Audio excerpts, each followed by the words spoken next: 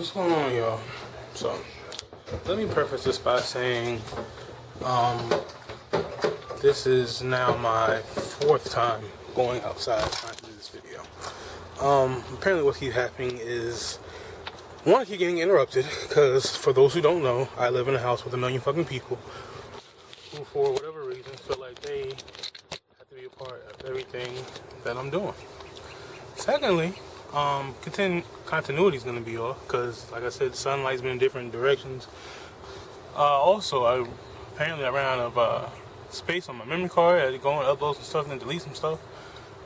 So yeah, it's been a trying day. In any event, I'm going to have to put this video into two different parts. I talk a lot, and apparently I talk a little too much. So yeah, I'm going to have to make it two different parts. The first part is going to be the film review. Second part is going to be more or less focusing on the themes of the movie. So, yeah, you have two videos to look forward to. In any event, enjoy the videos, and yeah.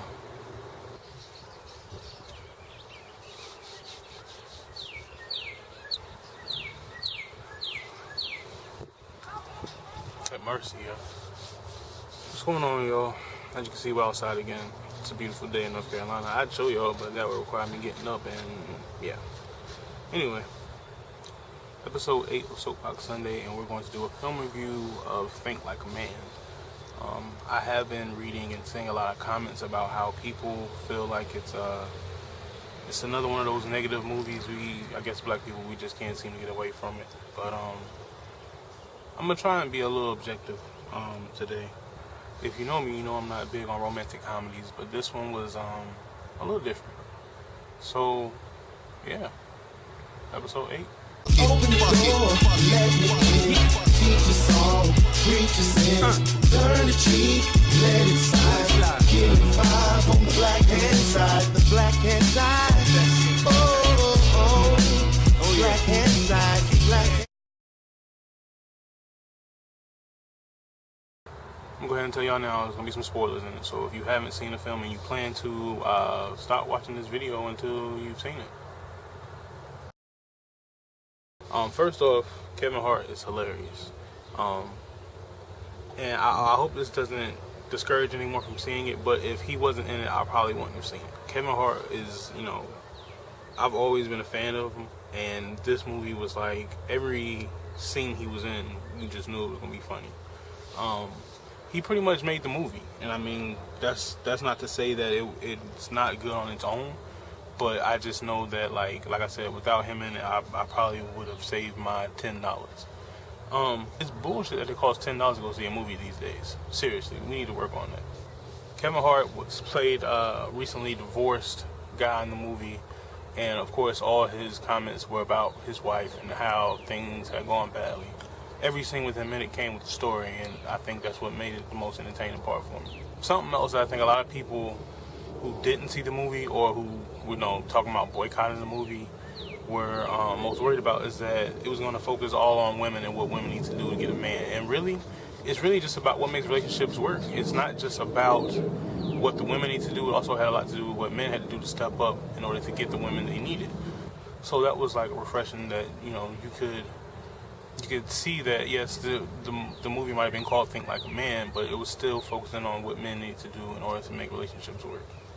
It also had deeper characters than most. When it first comes on, it tells, all about the type of men that are going to be in the movie. There's the mama's boy, there's the one who won't commit, there's the dreamer, blah, blah, blah, blah, blah. And when I first saw Mama's Boy, who was played by Terrence J, I was assuming that it was going to be, like, really, really corny. But it was dope that, like, he was still able to stand on his own 2 feet. He wasn't infantile and had his mom do everything for him. Him and his mom were just way too close, is the best way I can put it. But it still wasn't a situation where, like, he was an imbecile. Like, he was in the bookstore and he approached Regina Hall's character. And, it's their first interaction, but you can tell, like, he wasn't being juvenile with it. He was still very much a man. He just, like I said, happened to be a little too close with his mom. And I guess the last thing I can talk about as far as the movie goes was I could appreciate, like, all the shades of people who were in the movie. And not just not just, okay, this is a movie about black people, but, you know, obviously you have Michael Ealy, who's, you know, light skinned, he has blue eyes, I think. Let's actually just start right there. Michael Ealy might be the most beautiful man I think I've ever seen. But Michael Ealy, you know, he's light skinned, he has, you know, light colored eyes. Then you have Morris Chestnut, yeah, he's in the movie. He's dark skinned, obviously. You have Kevin Hart, who's dark skinned. Then you have, you know, Taraji P. Henson, she's brown skinned. You have Gary Owen, who's a white guy. You know, it was just cool to see, like, a lot of different shades within the movie, and not just, you know, here are 10 light-skinned people in love, or, you know, 10 people who get past as white people in love. You know, it was dope to see a lot of different shades. So that might be something only black people can appreciate, but I definitely thought that was is dope. And it's sad that you have to say that's dope just because you don't see it that much, but yeah, it was something that could really be appreciated. But all in all, it was a really dope film. Just from a film standpoint, I would definitely suggest people go watch it if you haven't seen it. And you know, if I'm suggesting you go see a romantic comedy, it can't be that bad. So, you know, go see the movie.